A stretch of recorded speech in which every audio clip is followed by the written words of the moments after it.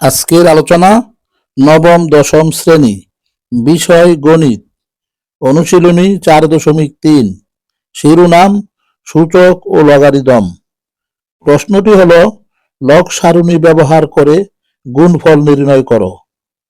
এখানে লক্ষ্য করো, লগের ক্ষেত্রে গুণ থাকলে পরবর্তী লাইনে যোগ হয়। তাহলে দ্বিতীয় লাইনটি হবে লগ 0.00625 প্লাস লগ 567।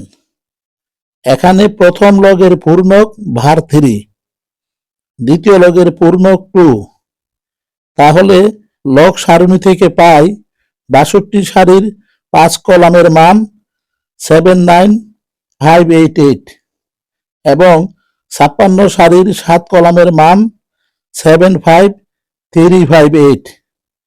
তাহলে তৃতীয় লাইনটি হবে -3 প্লাস 0.79588 প্লাস 2 প্লাস 0.75358। তাহলে পঞ্চম লাইনটি হবে -3 প্লাস 2 সমান -1 প্লাস এখানে দ্বিতীয় এবং চতুর্থ সংখ্যার যোগফল সমান 1.54946 সমান 0.54946। তাহলে 0.00625 ইন্টু 567 সমান এন্টি লগ অফ 0.54946। এখন প্রতি লগ সারণী থেকে পাই 54 সারির 9 কলাম সমান 35400। আবার 54 সারির মিন ডিফারেন্সে 4 কলাম সমান 32।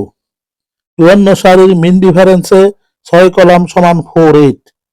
এখন এই সংখ্যাগুলোর যোগফল সমান 354368। তাহলে বলা যায় নির্ণেয় গুণফল সমান 3.54368। ধন্যবাদ সকলকে।